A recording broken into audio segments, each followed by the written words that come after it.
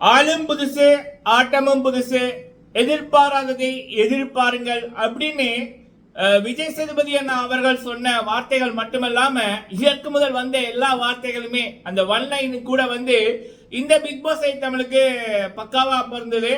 இப்ப பல பேரோட கேள்வி என்ன அப்படின்னா, இப்ப முத்துக்குமரன் அவர்களுக்கும் இந்த நிலை வருமா, சேனல் வந்து இப்படி பண்ணுமா, இதற்காகத்தான் இப்படி வந்து பண்றாங்களா அப்படின்ற மாதிரி.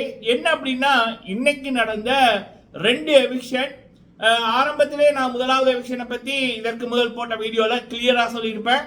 மஞ்சரி வெளியேற்றம் கண்டிப்பா நடக்கும் அப்படின்னு. அதே நேரத்தில் பல பேர் ஜாக்லினோட பேரை சொல்லியிருந்தாங்க. நம்ம சொல்லியிருப்போம் ஜாக்லின் எல்லாம் போக சான்ஸே இல்லை, ஜாக்லின் அவர்களுக்கு ஆஃபிஷியலி ஓட் வருது அப்படின்னு. சரிங்களா, நான் ஆரம்பத்திலே இருந்தே சொல்றது ஒரே ஒரு விடயம், ஹாட்ஸ்டாரோட ஒஃபிஷியல் அப்டேட் ஓட்டு நான் கொடுத்துருக்கேன், அன்அஃபிஷியல் ஓட்டு நான் கொடுத்துருக்கேன்.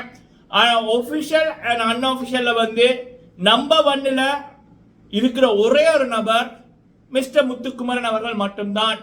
அவரை தவிர்த்து சௌந்தர்யாவோ இல்ல ஜாக்லினோ இல்ல வேறு நபர்களோ முதலாவது இடத்தை ஒபிஷியலி வந்து பெறல. முத்து அவர்கள் மட்டும்தான் அந்த 3வது வீக்குக்கு அப்புறம் முதலாவது இடத்துல ஒபிஷியலி வந்து ஓட் வந்து வருது. சரிங்களா, சரி ஓகே. சரி, இப்ப மஞ்சரியோட வெளியேற்றம் அது அவங்க அன்அஃபிஷியலியும் கடைசி தான், ஒபிஷியலியும் கடைசி தான். அவங்களுடைய வெளியேற்றம் வந்து கரெக்ட் அப்படி என்பதான் அதற்கு ஒரு வீடியோ நான் போடுறேன். ஏன்னா அவங்க பண்ண வேலைகள் அப்படி. அடுத்தது வந்து பாத்தீங்க அப்படின்னா ராணவோட வெளியேற்றம். ராணவோட வெளியேற்றம் வந்து நானும் எதிர்பார்க்கல. ஆனா அந்த வெளியேற்றம் எப்படி உண்மையில நடந்திருக்கு அப்படி என்பதை நம்ம சொல்லிடுறோம். சீசன் 7லையும் இப்படி நடந்துச்சு. சீசன் 7ல நிக்ஷனோட ஒரு பொண்ணு பேசப்பட்டாங்க, ஞாபகம் இருக்கா? அப்ப அவங்களுடைய ஃபேமிலி தான் வந்து நிக்ஷன் இருக்கிறபடியா அவங்களுடைய பொண்ணுக்கு வந்து ஒரு கெட்ட பேர் வருது. அப்ப ஒன்னு நிக்ஷனை வெளியில அனுப்புங்க, இல்லைன்னா என்னோட பொண்ணை வெளியே அனுப்புங்கன்னு அப்படின்னு தோணுச்சு. அவனை வெளியில அனுப்புங்க அப்படின்னு சொல்ல முடியாது. ஏன்னா நிக்ஷன் வந்து ஒரு அரசியல் சப்போர்ட்டோட உள்ளுக்குள்ள போன நபர், கமல்ஹாசனோட சப்போர்ட்டும் வந்து இருக்கு. அப்ப அவர் மேல கை வைக்கலாது, அவர் நாமினேஷன்ல வர்றதே கம்மி தான். அப்ப அந்த பொண்ணு நிக்ஷனோட பேசப்பட்ட பொண்ணை வெளியில அனுப்பலாம், அந்த பொண்ணு நாமினேஷன்ல வந்தாங்க. பக்கா வெளியில மக்கள் மத்தியில் அவங்களுக்கு எதிர்ப்பு, உள்ளுக்குள்ள நிக்ஷனோட சேட்டைகள். அப்ப அவங்களுடைய குடும்பமே எங்களோட பொண்ணை வெளியில அனுப்புங்க அப்படின்னு கால் பண்ணி சொல்லி அவங்கள வெளியில எடுத்துட்டு, அதே தான் ராணவுக்கு நடந்தது. ராணவ் வெளியேற காரணம் பிக் பாஸ் டீமு, அவங்களுடைய குடும்பம், ராணவோட குடும்பம் எல்லாருமே அந்த கை அடிபட்டிருக்கு அப்படின்னு சொல்லிக்குள்ள இந்த ராணவ் என்ன அப்படின்னா அது பொய், உண்மையா பெரிய அடியெல்லாம் படையல அப்படின்னு நான் நடிக்கிறேன் அப்படின்னு அக்செப்ட் பண்ணான். அந்த கைமெட்டரும் பொய் அப்படிங்கிற மாதிரி அக்செப்ட் பண்ணான். அவனே அவனோட முகத்திலே கிழிச்சிட்டான். அப்ப இங்க பிக் பாஸ் சொன்ன பேச்சுக்கு மரியாதை இல்லாம போச்சு, பிக் பாஸோட டாக்டர்ஸ் கொடுத்த பேச்சுக்கு மரியாதை இல்லாம போச்சு, பிக் பாஸ் பிளாட்ஃபார்மே என்னடா பொய்யா இருக்குமோ அப்படின்ற மாதிரி தோன்றிருக்கு.